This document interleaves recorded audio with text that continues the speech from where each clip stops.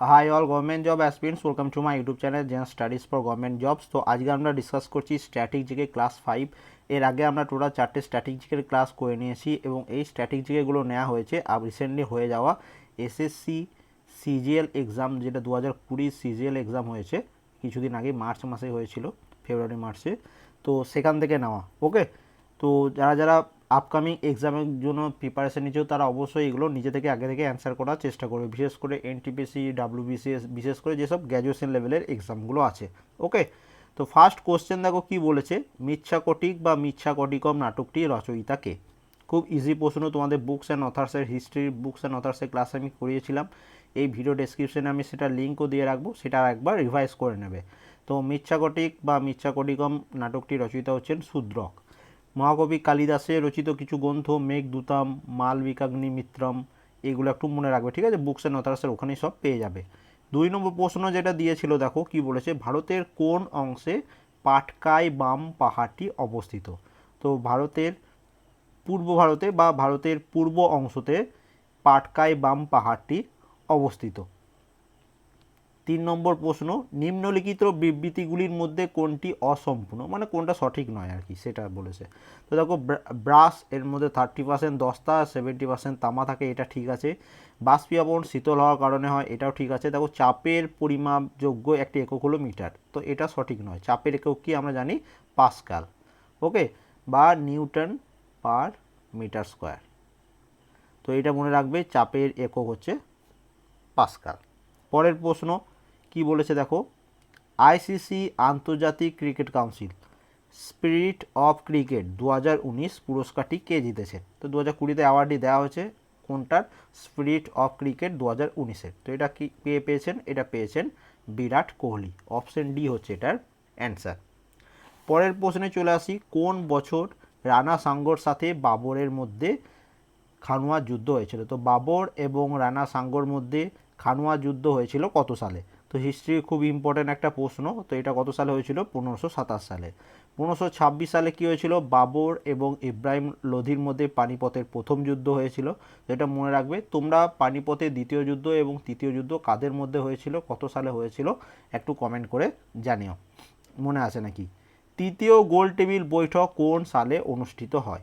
তো দেখো, টোটাল 3টে গোল টেবিল বৈঠক হয়েছিল। ফার্স্ট হয়েছিল 1930, সেকেন্ড হয়েছিল 1931 এবং তৃতীয় হয়েছিল 1932 সালে। তাহলে অ্যান্সার কী হচ্ছে? Option A. এবং আরেকটা জিনিস মনে রাখবে, এই যে দ্বিতীয় গোল টেবিল বৈঠক 1931 সালে যেটা হয়েছিল, এটাতে একমাত্র গান্ধীজি পার্টিসিপেট করেছিল, বাকি দুটোতে কিন্তু করেনি। তো এই প্রশ্নটাও অনেকবার পরীক্ষায় এসছে, তোমাদের ডাব্লিউবিসিএস পরীক্ষায় এসছে এবং এসএসসি সিজিএলও এসেছে, বিশেষ করে গ্র্যাজুয়েশন লেভেলের এক্সামগুলোতে এরকম প্রশ্নই এসে থাকে। গোতাবায়া রাজাপাকাস জাতীয়তা কী, বা তিনি কোন দেশের? তো দেখো, গোতাবায়া রাজাপাকাস তিনি হচ্ছেন একজন শ্রীলঙ্কান এবং তিনি বর্তমানে শ্রীলঙ্কার রাষ্ট্রপতি। ওকে, তো কোশ্চেন কেমন করে ঘুরিয়ে আসছে তোমরা বুঝতে পারছো। খেলো ইন্ডিয়া ইউথ গেমস 2020 কোথায় অনুষ্ঠিত হয়েছিল? তো খেলো ইন্ডিয়া ইউথ গেমস 2020-র কথা বলা হয়েছে। ওকে, তো 2020-তে কোথায় হয়েছে? এটি হয়েছে গুয়াহাটি, আসামে। তো অপশন এ হয়ে যাচ্ছে এখানে এটার অ্যান্সার। নিচের কোনটি ওয়াইডাল টেস্টের মাধ্যমে নির্ণয় করা যায়? তো ওয়াইডাল টেস্টের মাধ্যমে, দেখো এই ওয়াইডাল টেস্টের মাধ্যমে নির্ণয় করা যায় টাইফয়েড। অপশন এ হচ্ছে এটার অ্যান্সার। বা এবং এটা মনে রাখবে, এইচআইভি এডস এটা কোনটার মধ্যে? এলিসা। এলিসা টেস্টের মাধ্যমে এটা জানা যায়। ওকে, পরের প্রশ্ন আসি, ভারতীয় সংবিধানের কোন ধারার মধ্যে কম্পিউটারাল অ্যান্ড অডিটর জেনারেলের উল্লেখ রয়েছে? তো দেখো, কম্পিউটারাল অ্যান্ড অডিটর জেনারেলের উল্লেখ রয়েছে কত নম্বর ধারায়? 148 নম্বর ধারাতে। অপশন ডি হচ্ছে এটার অ্যান্সার। 156 নম্বর ধারায় কি বলা হচ্ছে? যে 156 নম্বর ধারায় বলা আছে যে রাষ্ট্রপতির অবর্তমানে সমস্ত দায়িত্ব পালন করবে কে? গভর্নর। এটা 156 নম্বর ধারায় বলা আছে। 352 নম্বর ধারা তোমরা সবাই জানো, এটা কি হচ্ছে? এটা হচ্ছে ন্যাশনাল এমার্জেন্সি। ন্যাশনাল এমার্জেন্সি, এটা মনে রাখবে। এবং 280 নম্বর ধারা কি বলা হয়েছে? 280 নম্বর ধারায় বলা হয়েছে ফিনান্সিয়াল কমিশনের কথা বলা হয়েছে, ফাইন্যান্স কমিশনের কথা বলা হয়েছে 280 নম্বর ধারাতে। তো এগুলো একটু মনে রাখবে, এগুলো আগেও কিন্তু আমি তোমাদের অনলাইন মক টেস্টের ক্লাসে করিয়েছিলাম। পরের প্রশ্ন, কে মানবদেহের কোষ আবিষ্কার করেছেন, বা হু ডিসকভার সেল? তো এটা তোমরা সবাই জানো, কে? রবার্ট হুক, অপশন বি হচ্ছে এটার অ্যান্সার। অ্যালবার্ট আইনস্টাইন তিনি কি আবিষ্কার করেছিলেন? Theory of relativity. আরও অনেক কিছু করেছিলেন, তার মধ্যে এটা সবথেকে বেশিবার পরীক্ষায় এসছে যে থিওরি অফ রিলেটিভিটি কার সাথে সম্পর্কিত। তো এটা কার সাথে হবে? অ্যালবার্ট আইনস্টাইনের সাথে।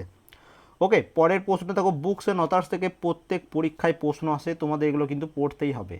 The anarchy, the East India Company, corporate violence and pillage of empire, এই গ্রন্থটির রচয়িতা কে? তো এই গ্রন্থটির রচয়িতা হচ্ছেন উইলিয়াম ডালারিম্পল। উইলিয়াম ডালারিম্পল তিনি রচিত গ্রন্থের নাম হচ্ছে the anarchy, the East India Company, corporate violence and pillage of empire.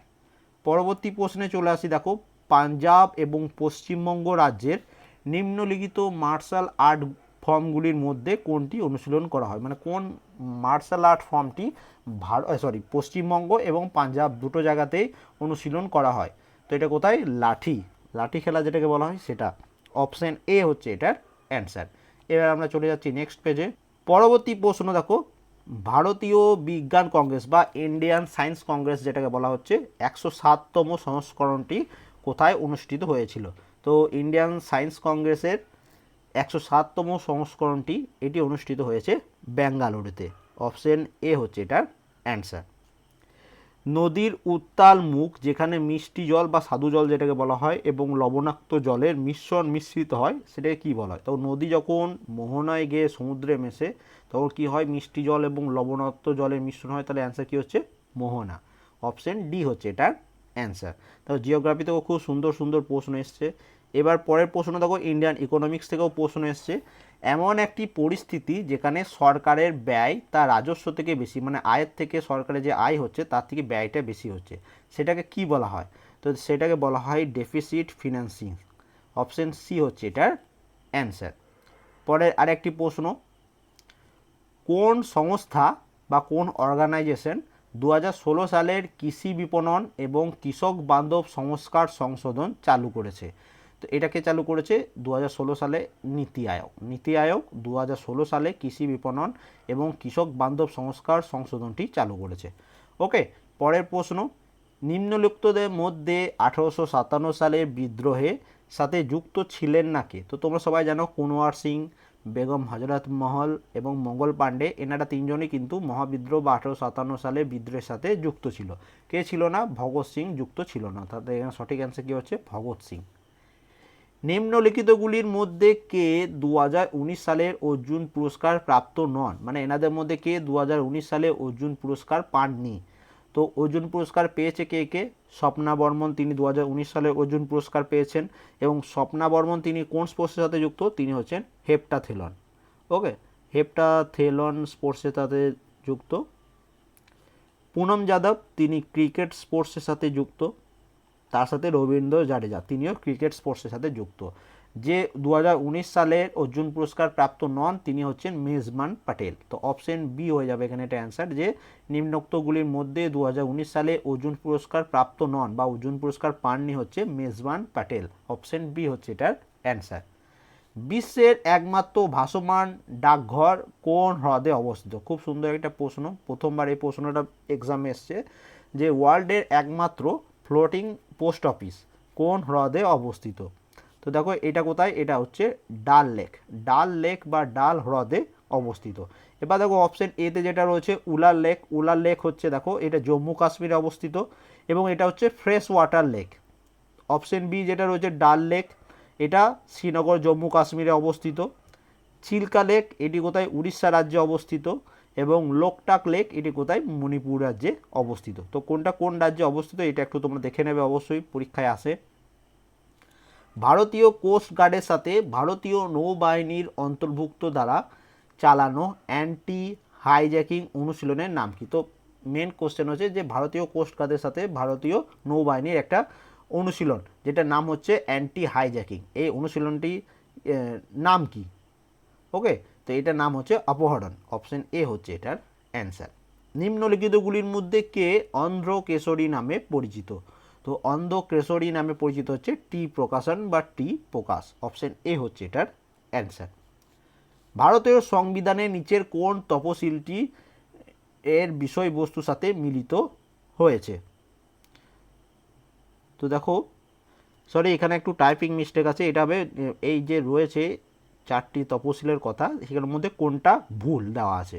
ওকে, তো দেখো প্রথম তপশিল যেটা রাজ্য কেন্দ্রশাসিত অঞ্চল সম্বন্ধে বলা আছে এটা একদম ঠিক। প্রথম তপশিল মধ্যে শিডিউল বলা হয়েছে। ওকে, ফার্স্ট শিডিউলে বলা হয়েছে রাজ্য কেন্দ্রশাসিত অঞ্চল, এটা একদম ঠিক।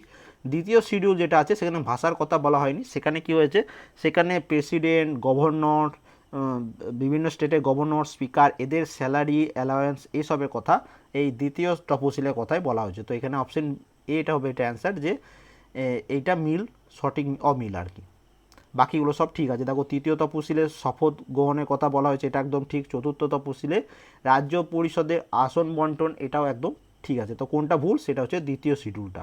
ওকে, পরের প্রশ্ন, ভ্যারিসেলা জাস্টার নামক ভাইরাসের কারণে নিম্নলিখিতর মধ্যে কোনটি হয়? তো দেখো ভ্যারিসেলা জাস্টার নামক ভাইরাসের কারণে চিকেন পক্স হয়ে থাকে।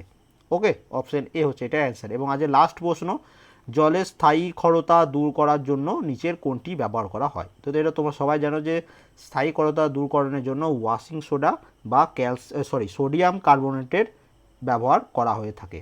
তো অপশন বি হচ্ছে এটার অ্যান্সার। তো টোটাল 25 কোশ্চেন, আউট অফ 25 কার কত স্কোর হচ্ছে একটু কমেন্ট করে জানো যে কে কতগুলো সঠিক করতে পেরেছো, কেমন প্রিপারেশন চলছে, কেমন বাড়ির অবস্থা তোমাদের ওইদিকে এখন। তো অবশ্যই কমেন্ট করে জানিও, and thank you for watching.